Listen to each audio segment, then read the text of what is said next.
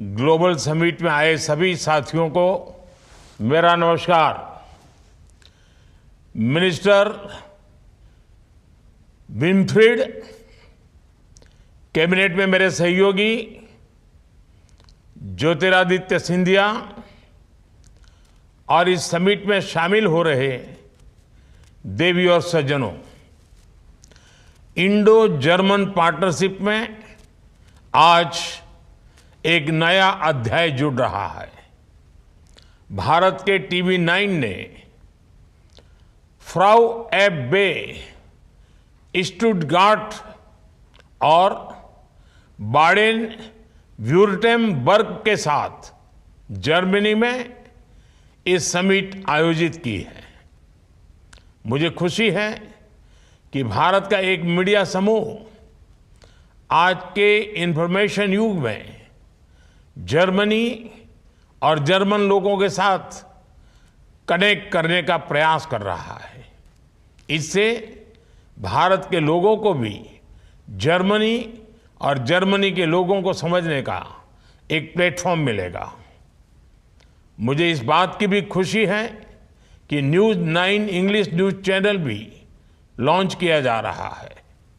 साथियों, इस समिट की theme India Germany a road map for sustainable growth है और ये थीम भी दोनों ही देशों की रिस्पॉन्सिबल पार्टनरशिप की प्रतीक है। बीते 2 दिनों में आप सभी ने इकोनॉमिक इश्यूज के साथ साथ स्पोर्ट्स और एंटरटेनमेंट से जुड़े मुद्दों पर भी बहुत सकारात्मक बातचीत की है। साथियों, यूरोप जियो पॉलिटिकल रिलेशंस और ट्रेड एंड इन्वेस्टमेंट दोनों के लिहाज से भारत के लिए एक इम्पोर्टेंट स्ट्रेटेजिक रीजन है और जर्मनी हमारे मोस्ट इम्पोर्टेंट पार्टनर में से एक है। 2024 में इंडो जर्मन स्ट्रेटेजिक पार्टनरशिप के 25 साल पूरे हुए हैं और ये वर्ष इस पार्टनरशिप के लिए ऐतिहासिक है, विशेष रहा है। पिछले महीने ही चांसलर शोल्ज अपनी तीसरी भारत यात्रा पर थे।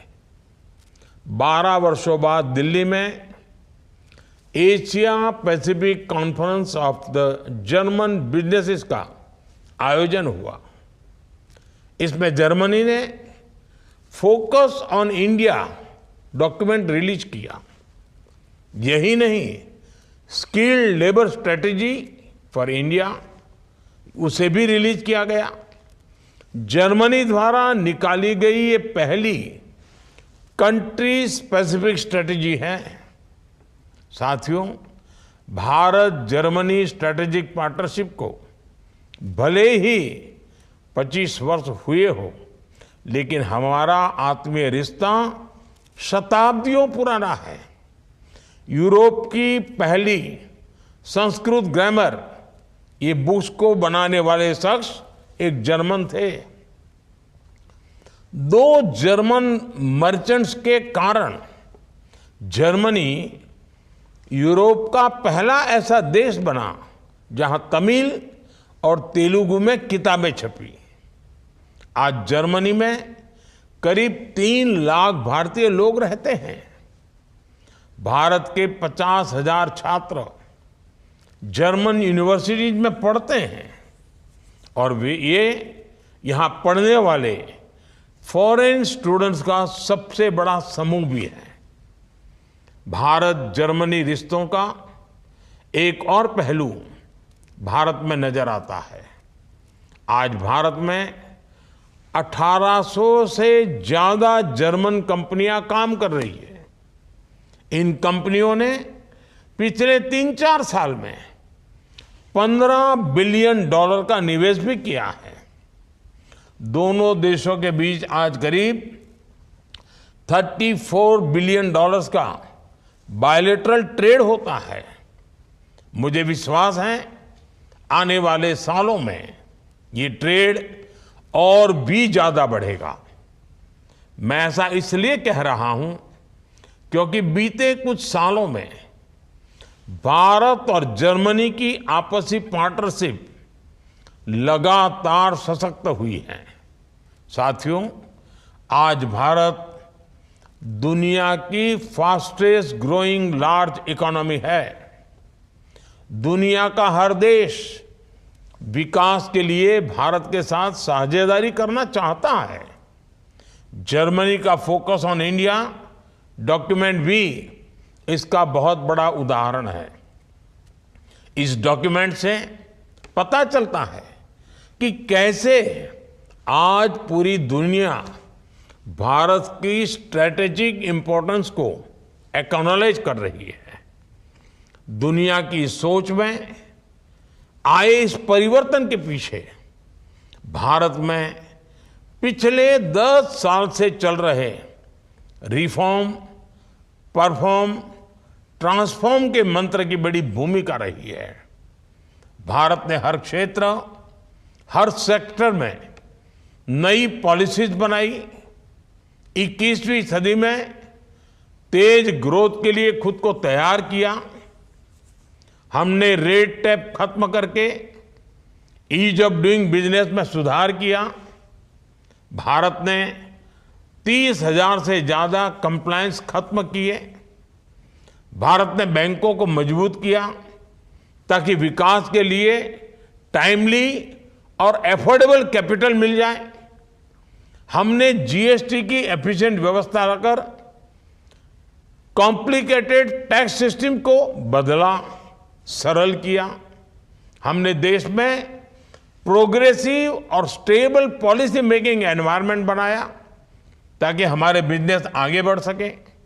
आज भारत में एक ऐसी मजबूत नींव तैयार हुई है जिस पर विकसित भारत की भव्य इमारत का निर्माण होगा और जर्मनी इसमें भारत का एक भरोसेमंद पार्टनर रहेगा।